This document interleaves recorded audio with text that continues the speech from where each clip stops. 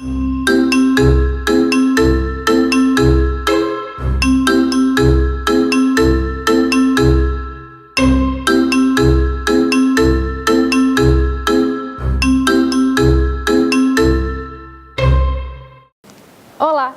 O Papo Literário de hoje é com o advogado, escritor e diretor do Arquivo Público, Cláudio Lemezec.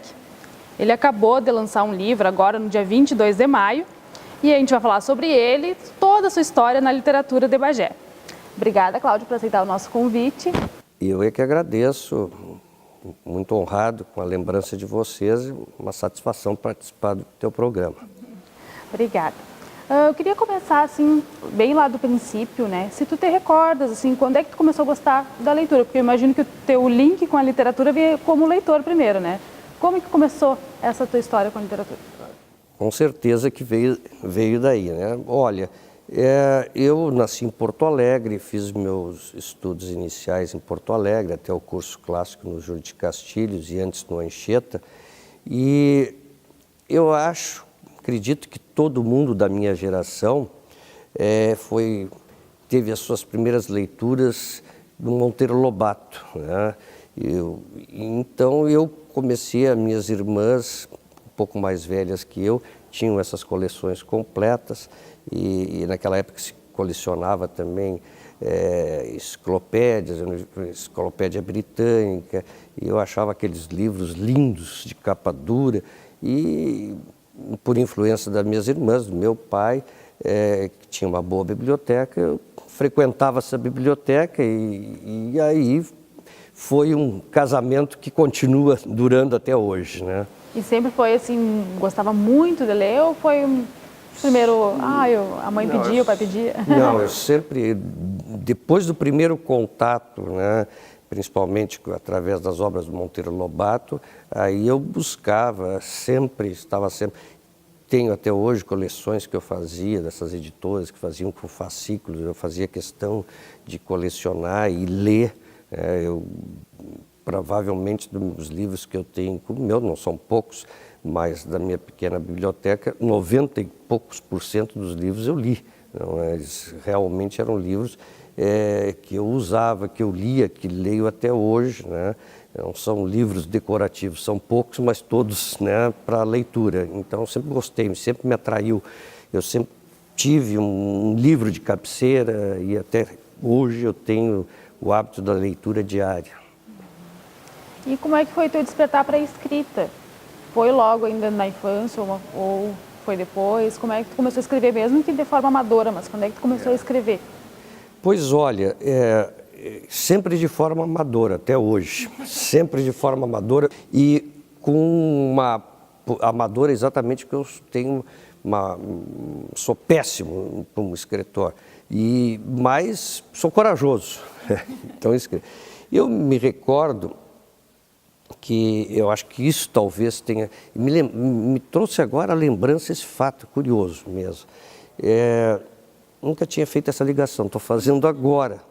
Eu sempre como eu te disse, corajoso, né? Sujeito a chuvas e trovadas.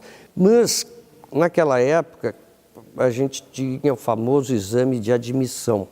E eu estava preparando para o exame de admissão uma escola particular, que a gente estudava normalmente no colégio, ainda tinha o preparatório para o exame de admissão. E, na ocasião, entre os colegas, havia uma colega cujo pai era médico, isso lá no início da década de 60, de 1960, que estava fazendo um curso na Europa, na Noruega. E aí a professora de português, nessa escola preparatória para o exame de admissão, fez um desafio. Vamos escrever, todos vocês vão escrever uma carta para o pai dessa colega, da coleguinha, né? E aquela carta que tiver melhor, não sei qual é a expressão que ela usou, nós vamos mandar para ele. E esse é o tema, a tarefa, né, da professora. E eu escrevi a minha carta, né, contando que eu era amiga da filha dele, enfim. E entregamos, eu acho que eram uns 12 ou 13 que estavam estudando ali. Enfim, a professora selecionou minha carta e ela mandou a carta, né? Colocou no correio, naquela época, correio para a Europa e tal. E um mês depois chegou a resposta do pai dessa colega, que eu tenho até hoje comigo. Eu tenho o rascunho da carta que eu fiz, quer dizer, a redação lá, enfim, corrigido pela professora, e ali diversos erros de ortografia, e que, claro, ela corrigiu, passei a limpo e ela enviou a carta. E a resposta deste médico, né? Então eu acho que ali, a partir dali que eu comecei a imaginar, como eu tinha sido selecionado, comecei a imaginar, ter a pretensão de que escrevia alguma coisa. Isso eu estava me preparando na admissão, né? E também não progredi muito, apesar de escrever, não progredi muito, continuo com os mesmos erros. Mas foi daí, eu acredito que tenha sido daí. E a preservação histórica também, né? Porque tu guardou até hoje, inclusive, o original, o corrigido. Exatamente, nem tinha me apercebido disso, Fernanda. Realmente, tenho até hoje.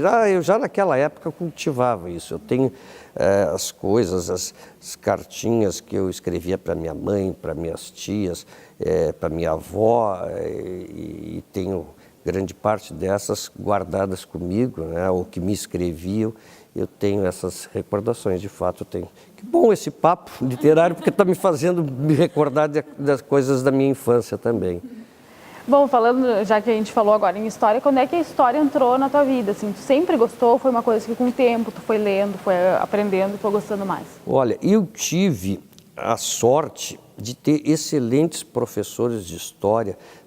Naquela época nós tínhamos o curso clássico e o curso científico, né? Eu, como já pretendia fazer vestibular para Direito, entrei para o clássico, no Colégio Estadual Júlio de Castilhos, em Porto Alegre, que era uma referência em curso clássico.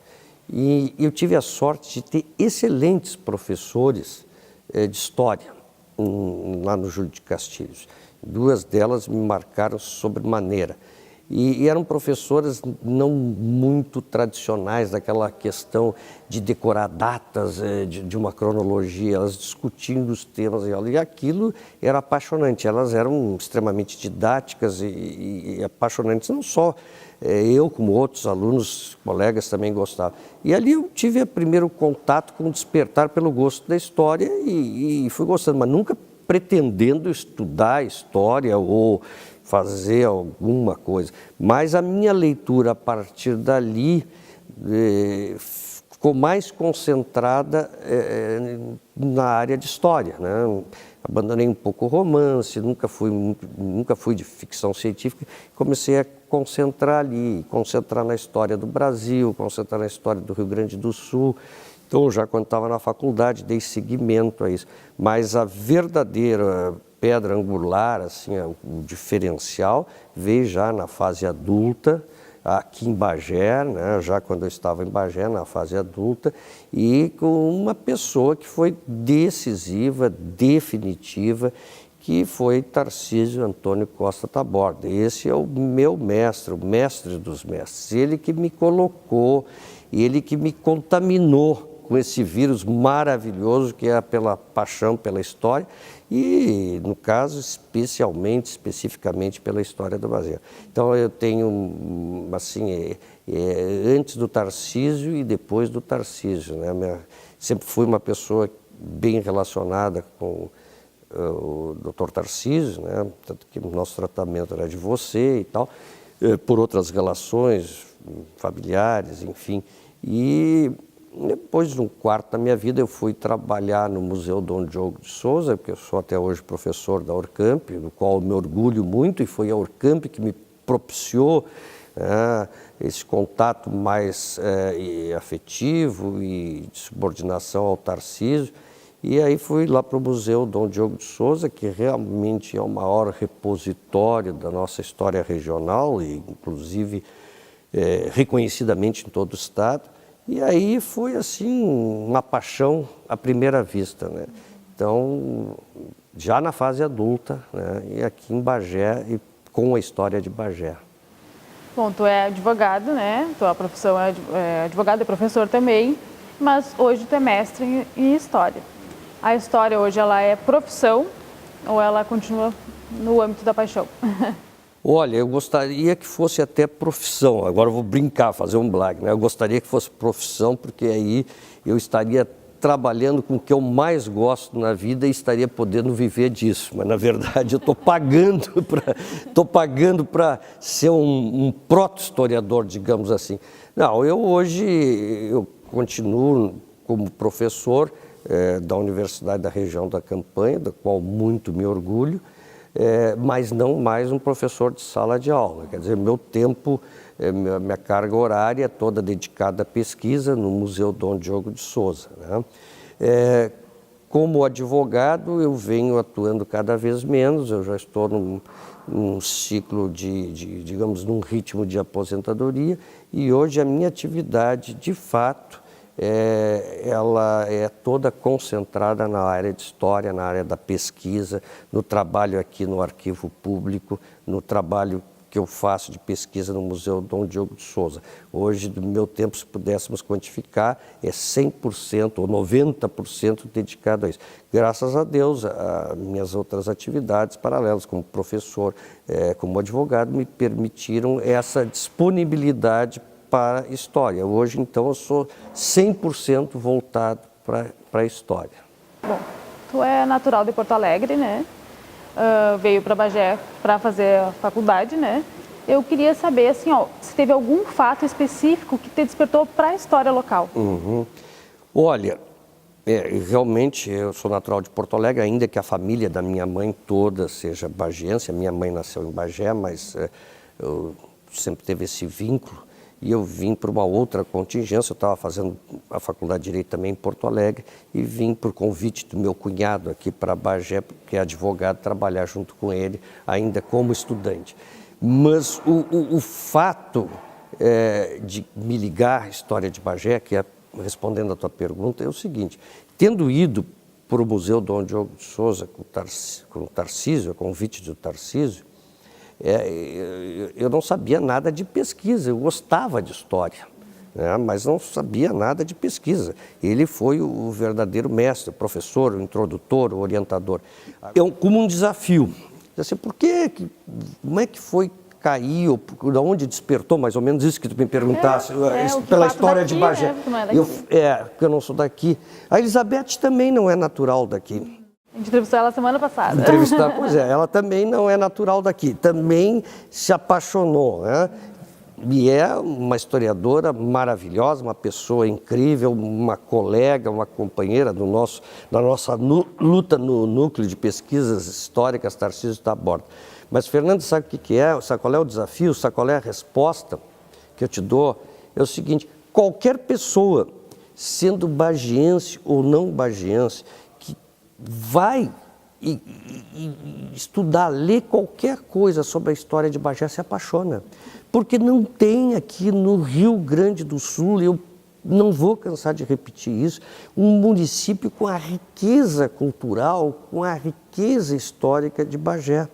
Então, quando tu vai para o Museu Dom Diogo de Souza, e hoje, quando tu também perpassa pelos acervos aqui do Arquivo Público, se tu pegar qualquer documento de qualquer setor, relativo a Bagé, tu vai te apaixonar, porque tu está sempre fazendo descobertas. Então eu cheguei lá, o Tarcísio me deu o jornal Redever, o jornal Comércio, para ler, para pesquisar uma coisa que ele queria que eu trabalhasse, fizesse esse trabalho.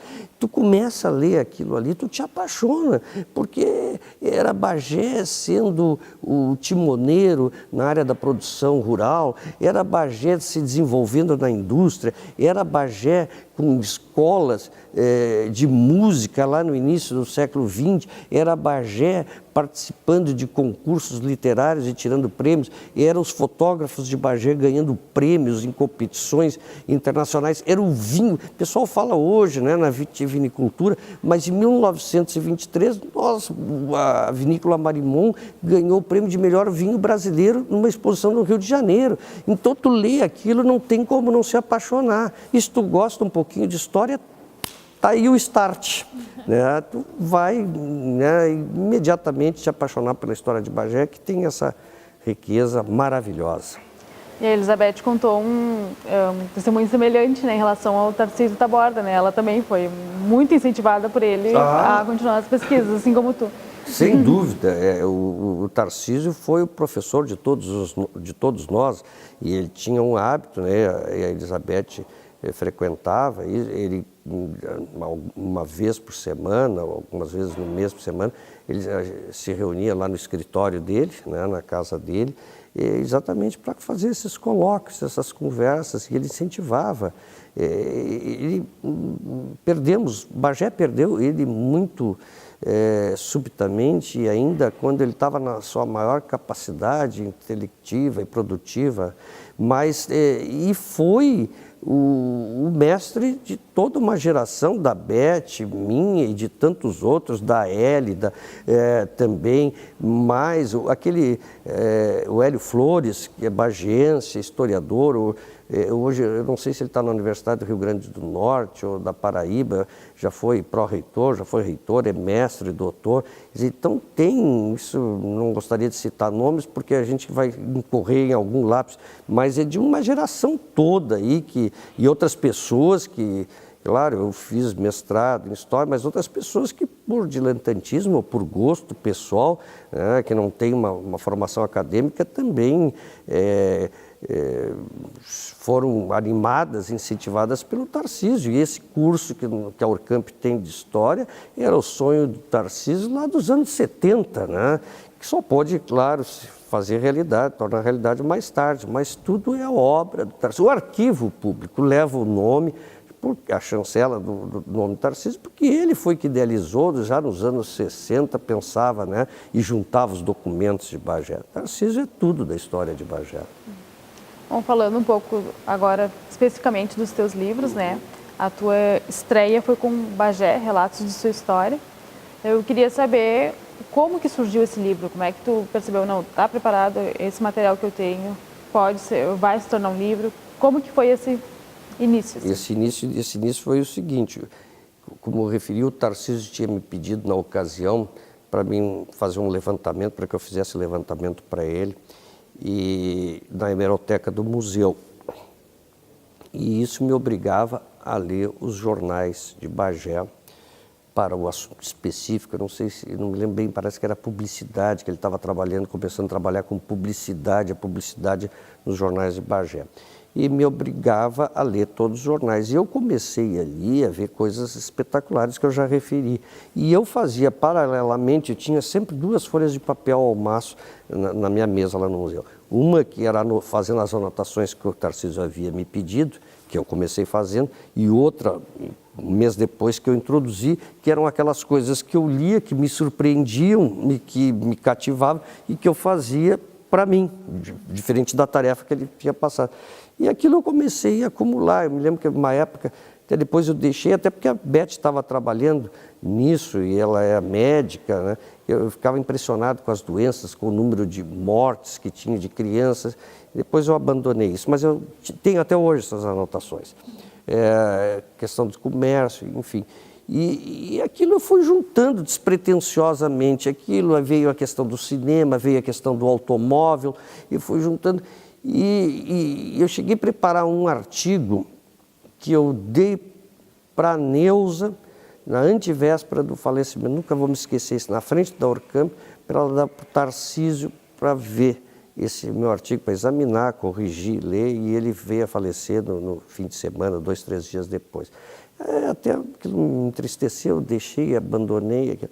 E aí o start, o pontapé inicial para o livro vai por conta de um grande amigo meu, que eu chamo sempre e repito, que é o mecenas da cultura bagiense, que é o desembargador José Carlos Teixeira Jorge.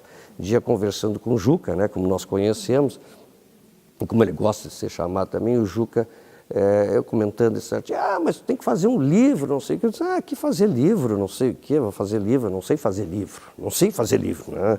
E está tudo mal escrito e tal. Não, vamos, eu me lembro que uma ocasião ele estava em Porto Alegre, ele ligou para minha casa, e o livro está pronto? Que livro? Até não me lembrei. Só o livro com teus artigos.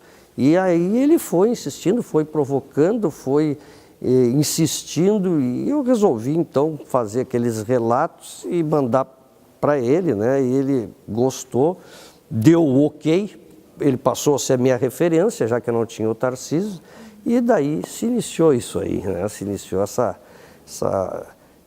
insistência minha, né? Porque eu sou chato de tentar escrever e fazer esses livros aí, iniciou aí. Esse livro ele traz fatos bem curiosos e bem antigos, né? Como a vinda da Princesa Isabel, né? O primeiro carro, a chegada do trem em Bagé. Como é que foi a metodologia? Ele foi só jornais, foram vários jornais ou foi um jornal específico? Como é que foi a construção dele? A construção foi exatamente só baseado em jornais, né? Nas reportagens, nas notícias, e em todos os jornais, eu posso dizer assim, ó, eu acho que eu li todos os jornais de Bagé que existem no Museu Dom Diogo de Souza, como a Beth também deve ter percorrido todos esses e outros tantos, né? Mas eu estava lá cumprindo uma carga horária, não era com alguém que ia fazer uma busca específica. Eu tinha e tenho expediente lá no... Então, todos aqueles jornais, o Liberal, o Nacional, o Dever, o Comércio, que eram do final do século XIX, digamos, na última década do século XIX, e nas 3, 4 primeiras do século XX, eu li praticamente todos. E por isso que eu digo que é o período de ouro, é exatamente Bagé, no final do século XIX e início do século XX. É quando chega tudo no Rio Grande do Sul e chega tudo em Bagé. É carro, é tênis, é luz, é todas aquelas coisas. E num deles, eu acho que no segundo relato, eu trago ali, faço um pequeno capítulozinho sobre as visitas dos embaixadores a Bagé, né? Que eu achei, aquilo eu não soube até explorar bem aquilo ali, mereceria um estudo mais profundo de alguém com mais capacidade, mas o que demonstra a importância de Bagé, ter vindo aqui o ministro, o embaixador, melhor dizendo, do Chile, dos Estados Unidos, que inclusive veio negociar uma construção de uma estrada de ferro que ligaria Bagé a Montevidéu. Nós estaríamos em outra realidade se isso aí tivesse realmente se concretizado. Veio da França, veio da Áustria, então isso mostra a pujança econômica que tinha Bagé, a importância política com Silveira Martins, na verdade toda essa manta aqui da região da Campanha, incluindo Pelotas, concentrava o poder político do Rio Grande do Sul, né, com representação no Rio de Janeiro.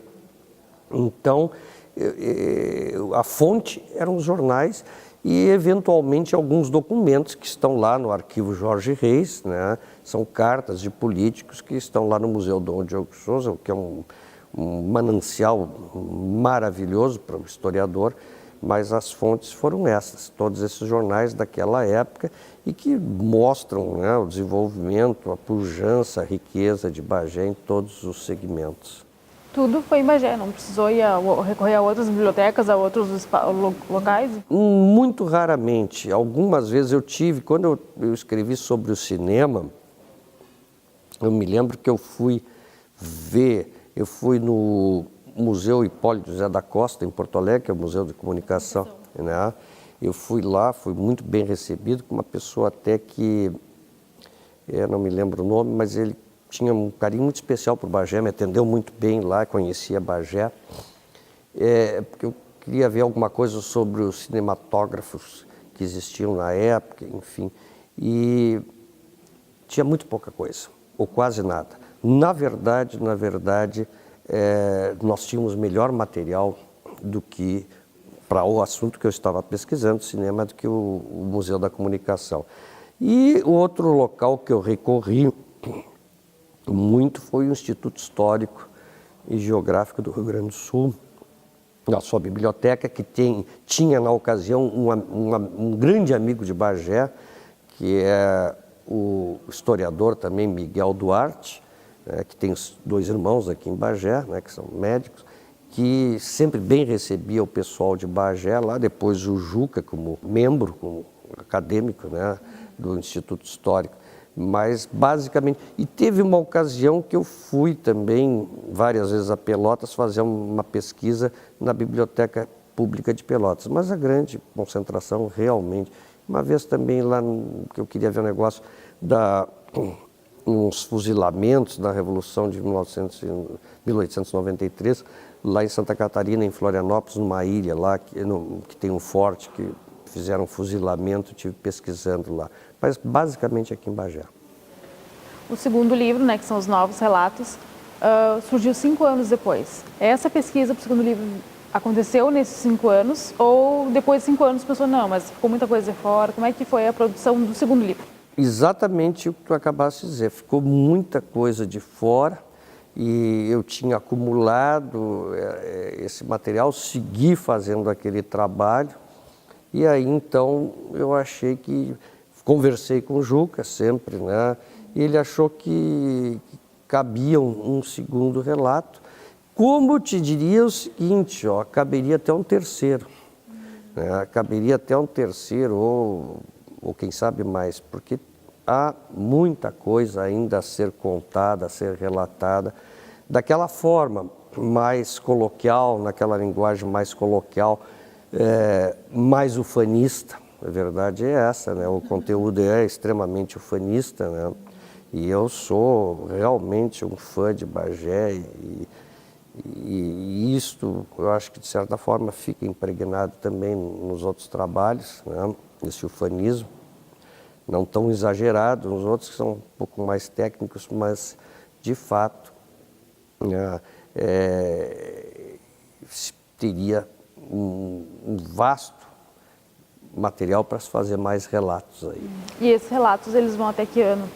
Sempre até, tu dizes cronologicamente, na verdade até o final da República Velha, até 1930 mais ou menos, né?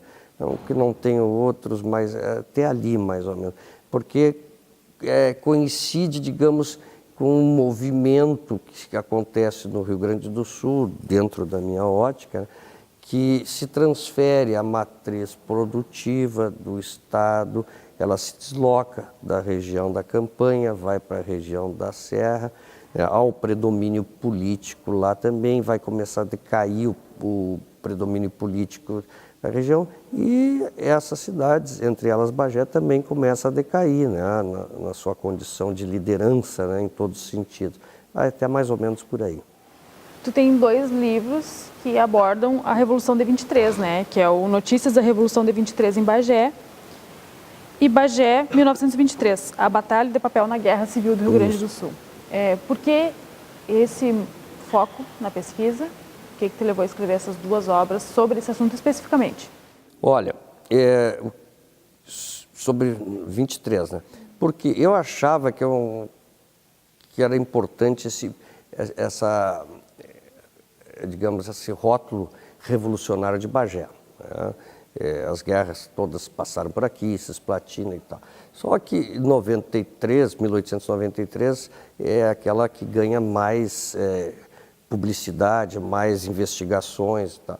Então, exatamente porque 93 já estava batido ou já estava por demais pesquisado, eu resolvi olhar 23, até porque também é o ocaso do Partido Republicano, né? Tem todas essas imbricações históricas, e porque ele tinha muito pouco escrito sobre Bagé na Revolução, na participação da Revolução de 1923, quando ele teve também um papel histórico. E aí, continuando minhas pesquisas, eu comecei a olhar isso aí. Bagé acabou sendo um dos últimos municípios que entrou nessa revolução, mas foi o último a sair, porque é aqui que se fez a paz, aqui que se costurou a paz, todas as questões, todas, e foram nessas regiões nossas aqui de Dom Pedrito, por exemplo, a metralhadora foi usada pela primeira vez na Revolução de 23, aqui na Batalha de Santa Maria Chica, aqui em Dom Pedrito, e outras questões pontuais e marcantes de Bagé, principalmente todas as reuniões para discutir a paz, a questão da participação do Setembrino de Carvalho, o ministro Setembrino de Carvalho, negociando com o Assis Brasil, lá aqui em Bagé, né?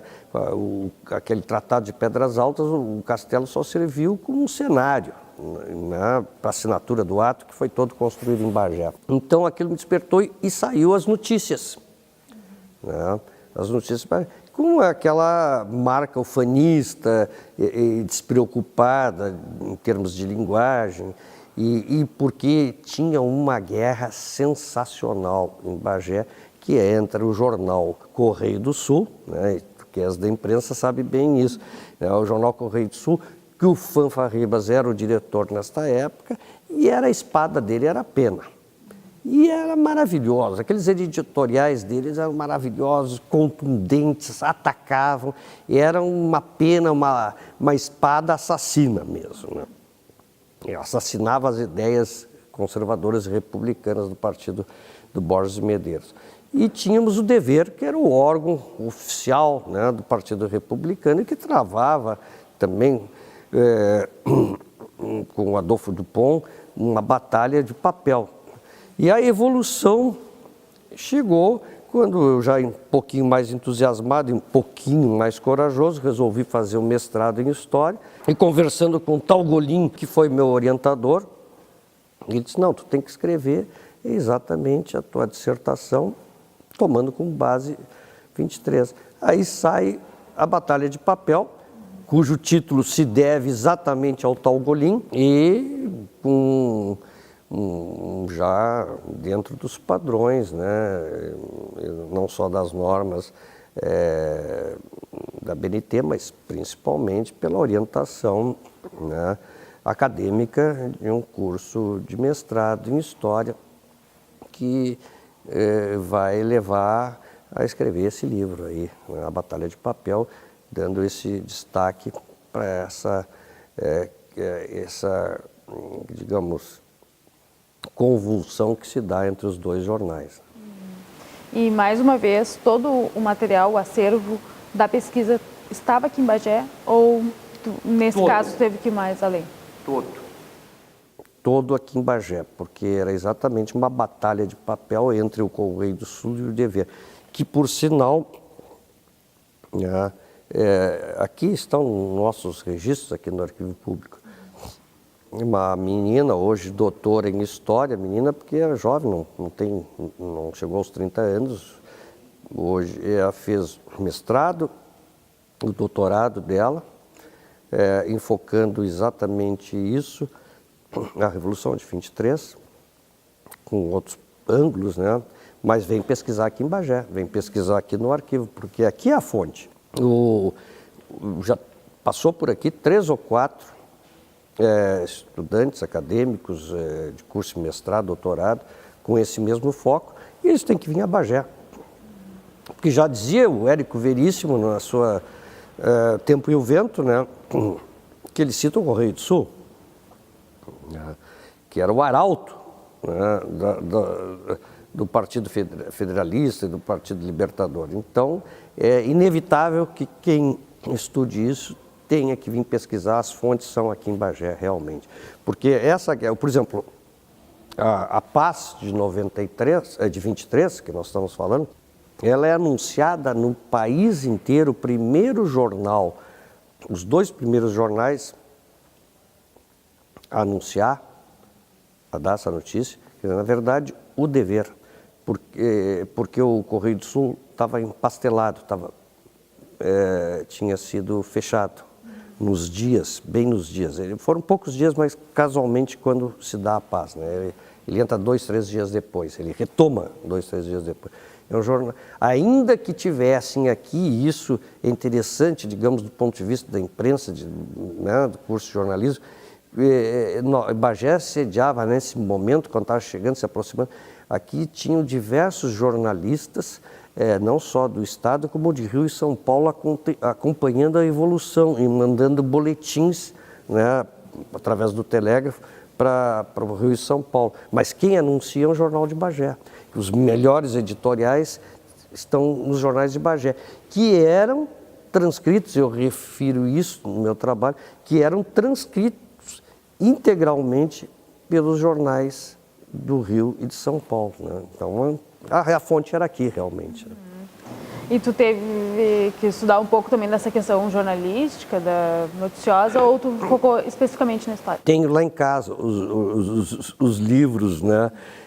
Tive que trabalhar, o meu orientador me recomendou, tive que estudar um pouco o jornalismo político, né? O jornalismo literário. Né? Que na época era diferente, bem diferente do que hoje, né? Antes era bem posicionado, um jornal era sempre ligado a um partido. Opinativo, né? Sempre ligado, Sim. né? Opinativo. O Francisco Ridgner, né? Que é um professor de história que tem exatamente todo... Tive que trabalhar toda uma revisão bibliográfica sobre os primeiros jornais do Rio Grande do Sul, né? A imprensa oficial, tive que trabalhar, pesquisar sobre isso, né? E principalmente vi aqueles períodos, né? Do Pasquim, né? Do jornal Pasquim, depois jornal opinativo, jornal romanceado, enfim, até, né? Os tempos mais recentes, né? Um livro teu que é muito conhecido, né? Todos são, mas esse é bem conhecido, bem citado, que são as Primazias de Bagé, né? Um guia incompleto. O que te despertou? Teve alguma primazia especial que te despertou para vamos escrever sobre esse assunto? Olha, quem foi a mola mais provocativa aí foi a minha parceira, né? A dona Hélida, que trabalhava comigo no museu e hoje trabalha conosco aqui no arquivo. Havia que esse livro acaba elucidando e me pôs a trabalhar nisso. Havia aqui em Bagé, aquela, digamos, orgulho dos bagenses a ter sido a primeira cidade a ter luz elétrica. Então era uma primazia de Bagé. Esse talvez tenha sido o despertar para isso. Só que quando eu comecei a trabalhar nesse livro, com essa ideia, a questão da luz elétrica, eu acabei descobrindo, inclusive, boas recordações do meu querido amigo Mário Lopes, defensor dessa tese, e brigava comigo, porque eu comecei a pôr em dúvida isso. Não que os outros, porque eu também repetia que Bagé era a primeira cidade, que aprendi assim e continuei dizendo assim. Mas quando eu fui escrever sobre isso, me obrigou a ir a fundo, aí eu acabei descobrindo que não era a primeira cidade. Para a tristeza nossa, Bagé, eu acabei incluindo de outra forma a questão da luz elétrica no livro, mas desvendando, né, o fato de que, na verdade, não era a primeira cidade do Rio Grande do Sul a ter luz elétrica, né? Então, esse foi o início, né, de que a gente chegou lá. Mas, se tu me permite dizer, foi um livro interessante, que saiu, nasceu de uma brincadeira lá com a Hélida, vamos ver, e a gente se pôs a pesquisar, tentar descobrir, a conversar com as pessoas. Me lembro também, saudosa memória do Mariozinho Moglia, né, proprietário do Arias Fonteira. O cavalo dele foi o primeiro cavalo brasileiro a vencer um grande prêmio nos Estados Unidos e que me introduziu aí nos aras para conseguir algumas primazias nessa área da equinocultura e tal. Mas o fato é que a gente brincou e acabou juntando ali 60 ou 70, não me lembro quantas primazias de Bagé, né? E depois que o livro começou a circular, foi lançado, e as pessoas, a gente conversa, mas tu te esqueceu disso, tu te esqueceu daquilo, olha, Bagé também.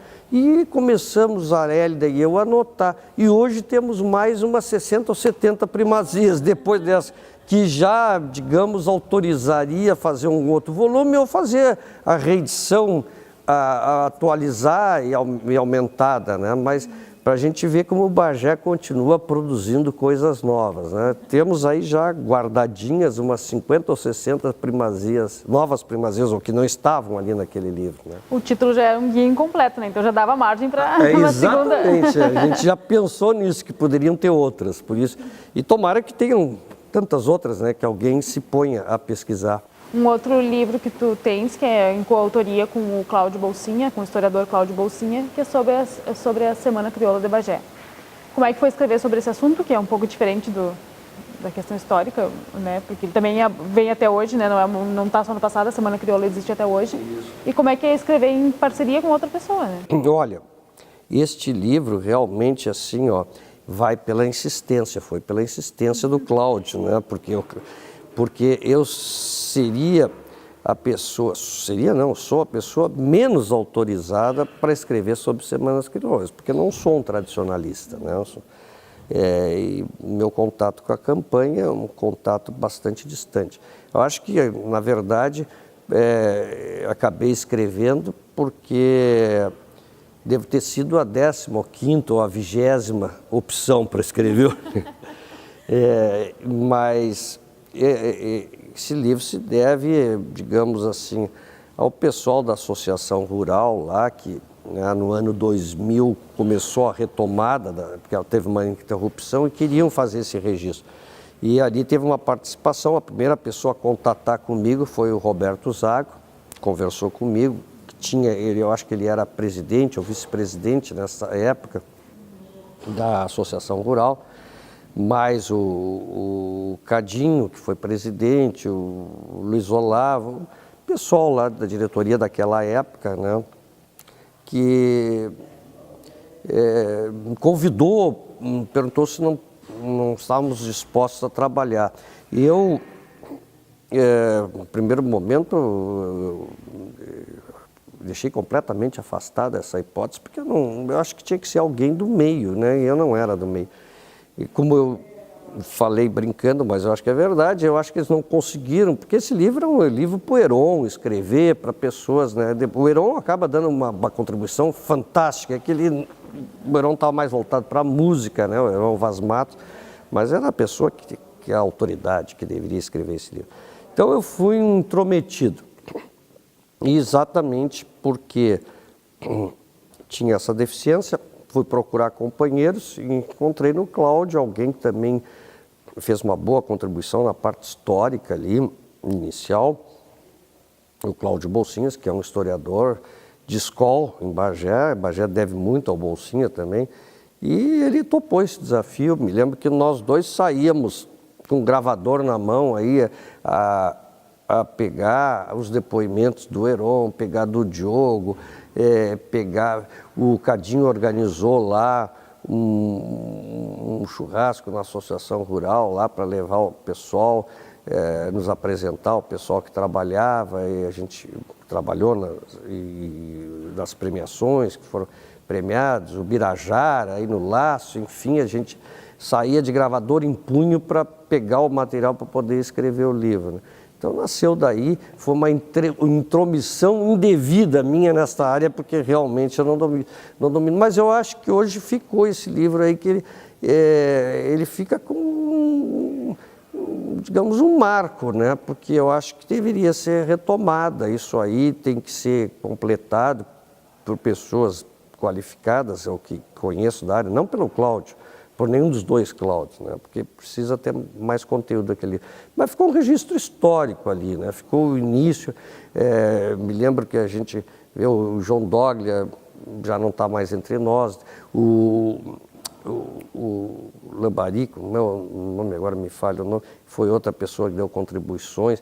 Eu me lembro que ali nós paramos ali, eu estava trabalhando essa parte, quando houve umas gineteadas no Campo do Guarani, em 49, e ali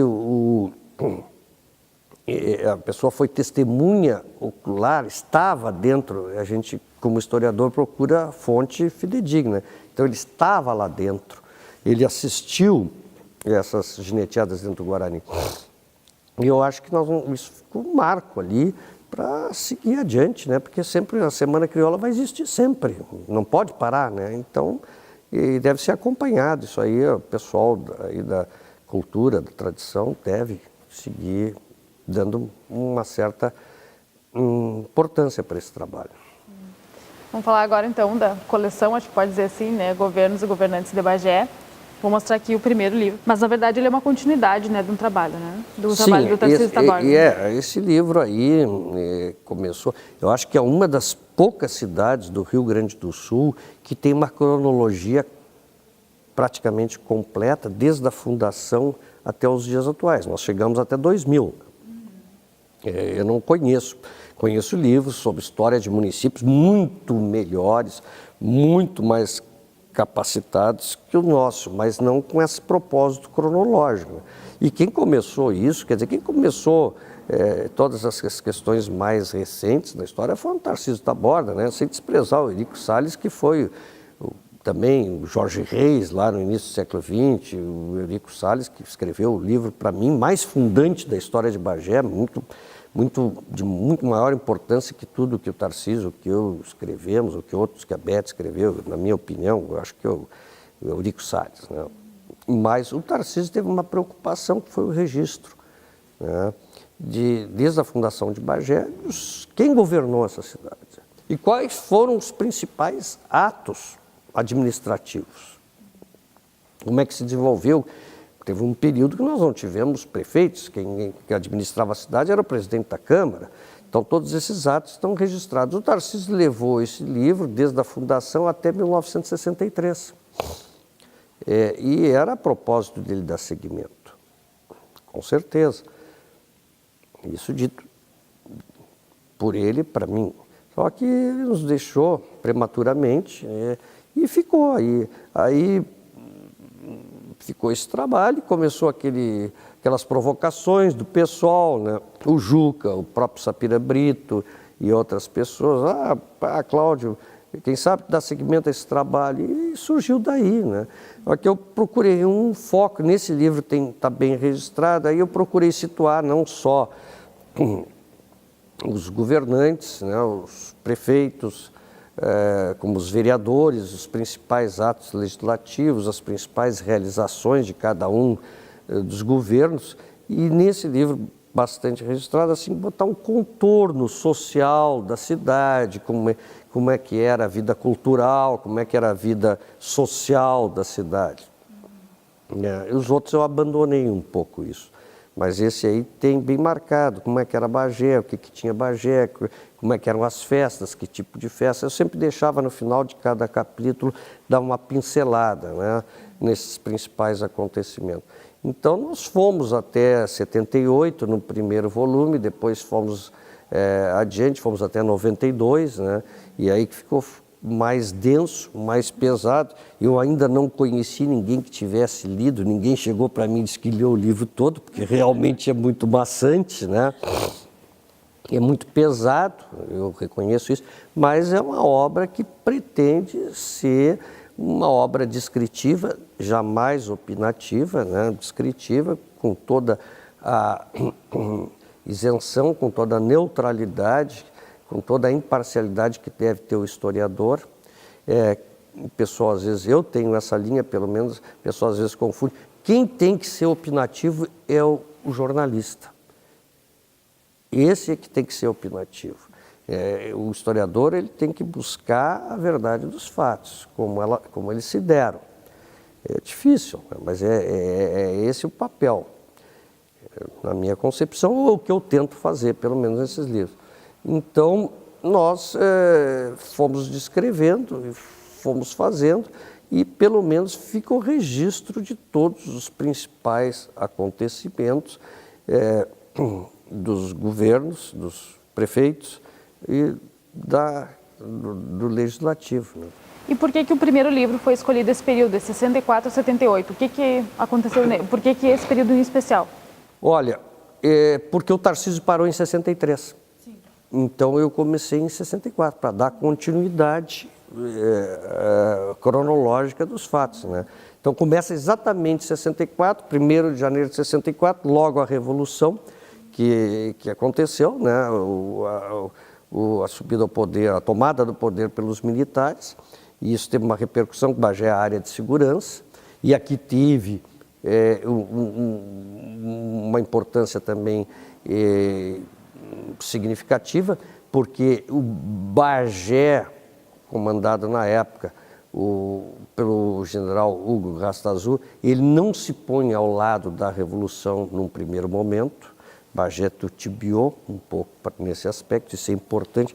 E mais um detalhe que também é importante, o general, ele recebeu ordem de prisão. Por algumas horas, o QG teve tomado, né, pelos janguistas.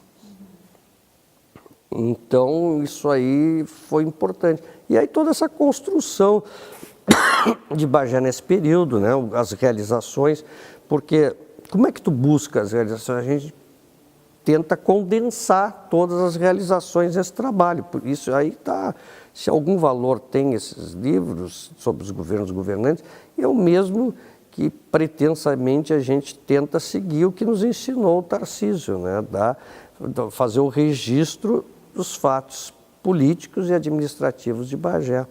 Sendo que esse último, que foi lançado agora esse mês, né, de maio, né, sendo que nesse último tem um aspecto que eu considero interessante, que é o protagonismo da Câmara de Vereadores. O que se assoma mais nesse, exatamente o protagonismo, porque foi um período também muito especial, um período de democracia plena, né, os cidadãos exercendo seu direito de voto, as instituições funcionando normalmente, e tem fatos interessantes porque a Câmara foi palco de grandes decisões. Aqui acaba havendo uma tentativa de impeachment de um prefeito, isso está bem descrito aí, pelo menos eu imagino, e teve toda aquela questão do Fundopimes, toda a questão, hoje se fala muito em privatizações, né? E aqui nós tivemos a tentativa de privatizar o DAEB, então isso está tudo muito bem escrito.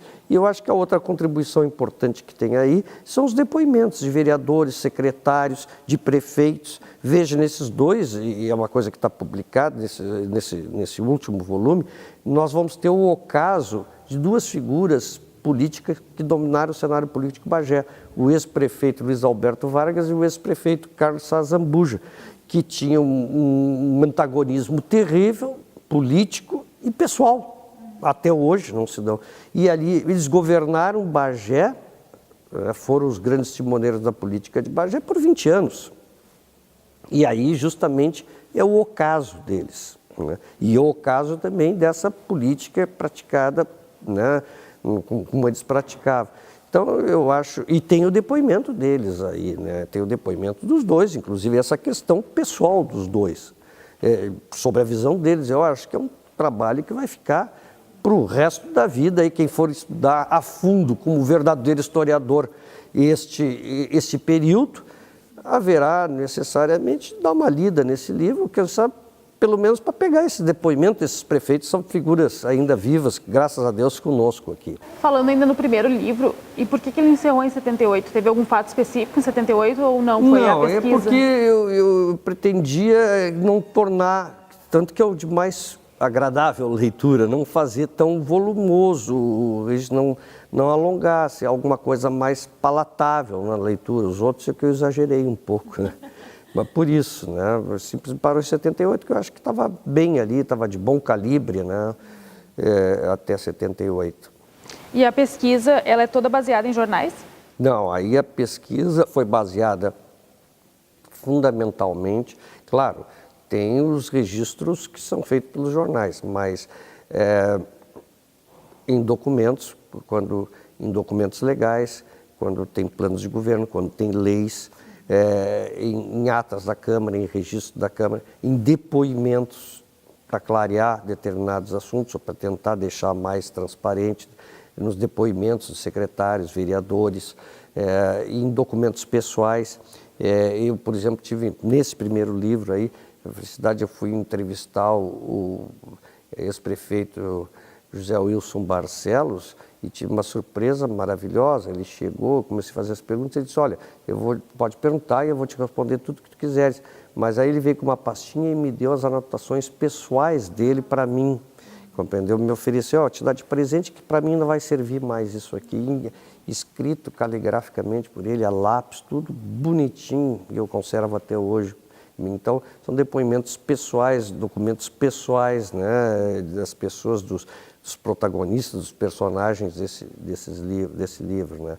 Então, e tem fitas que o próprio arquivo tem aqui gravadas de programas, principalmente do Visão Geral, de rádio, do Musa, né? Que a gente se valeu de algumas partes disso aí, dessas entrevistas aí, que nós temos armazenado em fitas aí. Esse terceiro livro, né, que tu lançou nessa semana, ele levou 10 anos, né?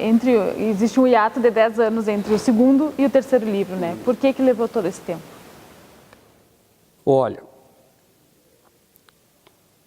é difícil dizer assim, mas temos que dizer, né?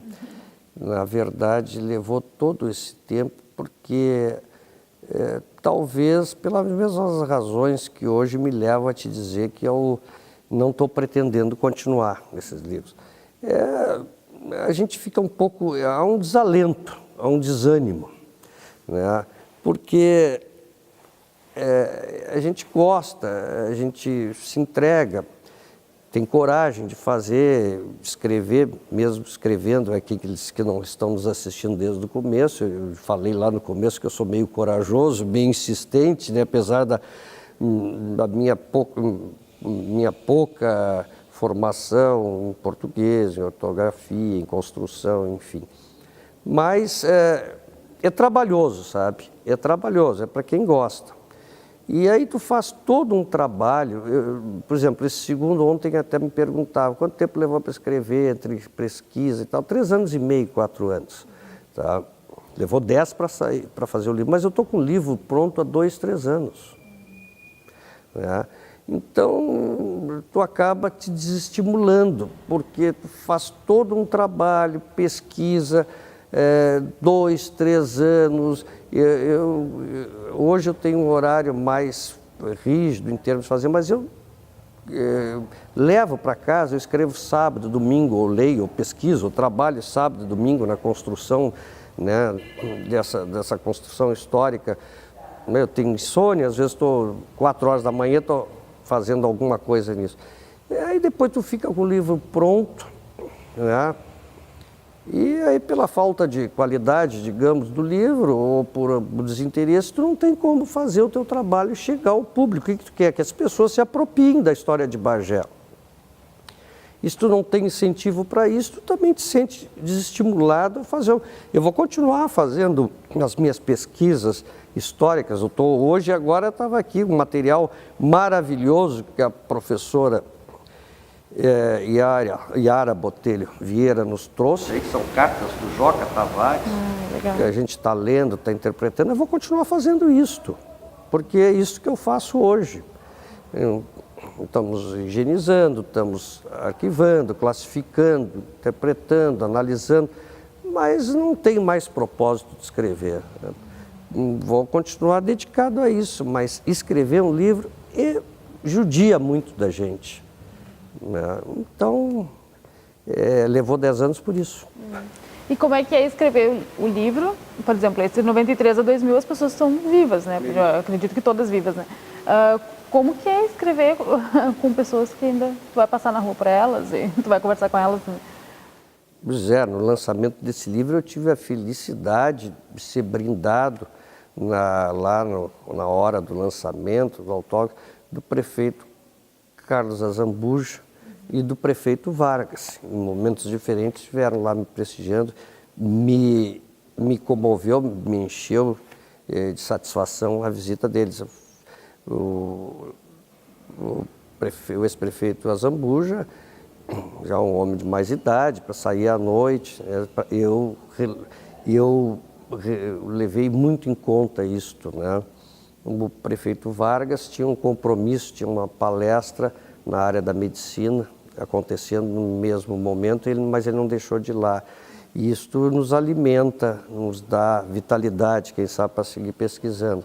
Mas a gente tem que enfrentar as coisas que são história, não se pode. Se o prefeito Azambuja sofreu um impeachment, ou um processo, uma tentativa, nós temos que registrar, e ele sabe, né? Então as coisas têm que ser registradas. Eu tive uma situação num outro livro, eu acho que no primeiro aí, uma situação curiosa, mas lançado o livro, um militar da reserva, já falecido hoje, chegou um dia no meu escritório porque porque havia um probleminha, entre a artilharia e a cavalaria, problema pessoal, de animosidade.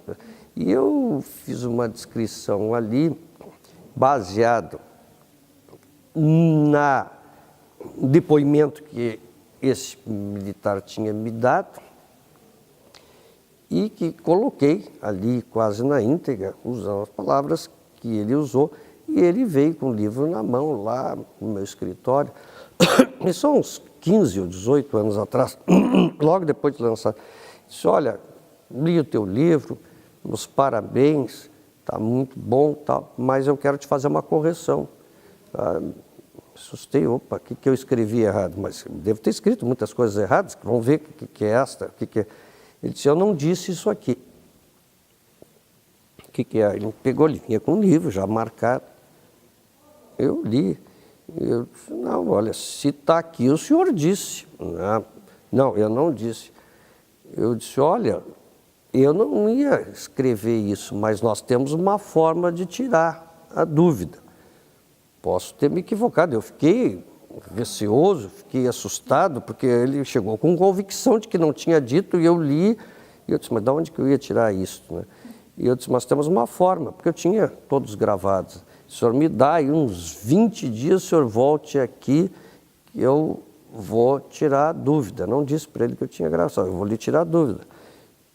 Aí ele disse, não, tudo bem, mas é uma pessoa educada, uma pessoa séria. E ele voltou 20 dias, mas eu saí dali, depois que ele saiu, eu saí correndo para escutar as fitas. Fiquei pertigado com aquilo ali. E estava ipsis literis. Aí eu trouxe o gravador para o escritório e fiquei esperando. Ele passou, não sei se 2 semanas, e voltou lá. Aí ele chegou, aí conseguiu, está aqui, ó.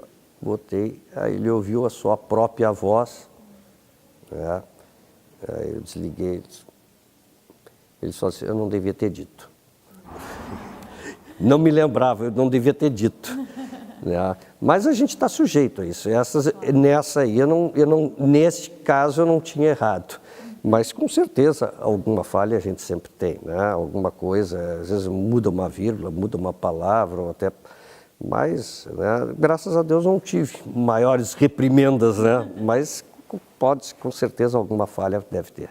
E, na tua opinião, o que falta ainda ser pesquisado, ser explorado na história de Bagé? Olha, não é matéria para mim, né? Não é trabalho para mim, mas eu acho que a gente tinha que trabalhar muito a questão da economia em Bagé, a questão da indústria, da produção primária.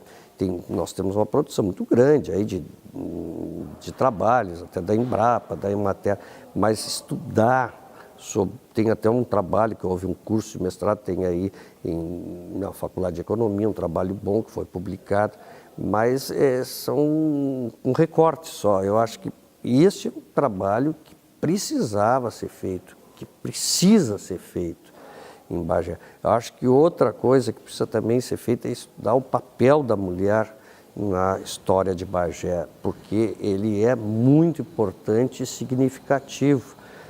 O papel da mulher, a mulher tem uma presença em todas essas áreas, em todas as áreas.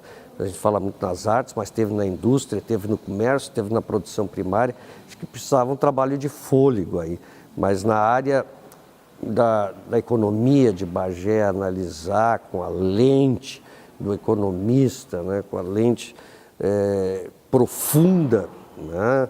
É preciso, porque tu não consegue posicionar bem certas coisas, mesmo que alguém que só fosse historiador quisesse se valer, ele não tem uma literatura sobre esse assunto mais consistente. Bom, agora tu falou um pouco também, né, a gente já está chegando no final da entrevista, né, tu falou que às vezes falta o estímulo, né, mas tu tens planos literários para o futuro? Nenhum. Nenhum?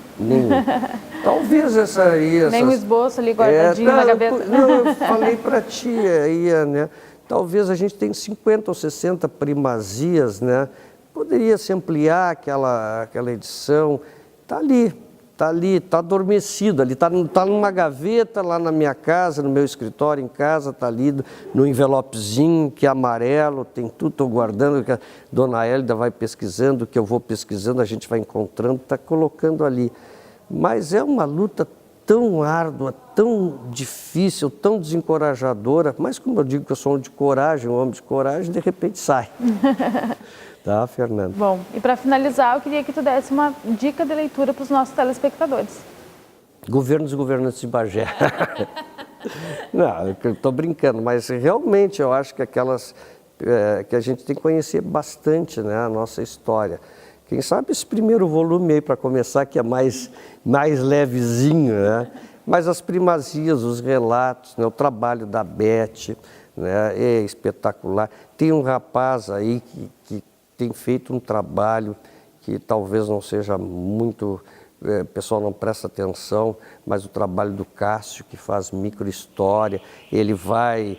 Eu e a Hélida até uma vez estivemos pensando, ele vai buscar a origem dos fatos, a origem dos bairros, aquela da microhistória. Ele faz um trabalho belíssimo nesse sentido.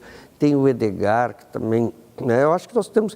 Claro, eu não vou dar aqui sugestão de romance, poderia dar, eu leio também, mas eu quero incentivar o pessoal de Bagé, os bagienses, a cultuar as suas histórias, as suas tradições, né? Tem o Edgar Lucas, tem tanta gente boa aí que está fazendo pesquisa, escrevendo sobre história. Vamos valorizar a nossa terra, né? Vamos valorizar Bagé, que é uma cidade maravilhosa. Vamos ler sobre a história de Bagé. Tá bem, muito obrigada, Cláudio, por ter aceito o nosso convite, por estar aqui no Papo Literário, que foi muito bom, né? Rendeu bastante esse papo. Eu que agradeço a ti, Fernanda, a toda a tua equipe aí, a oportunidade que nos ofereceu para conversar sobre a história de Bagé. E nós voltamos no próximo domingo, a partir das 7 horas da noite. Tenha uma boa leitura!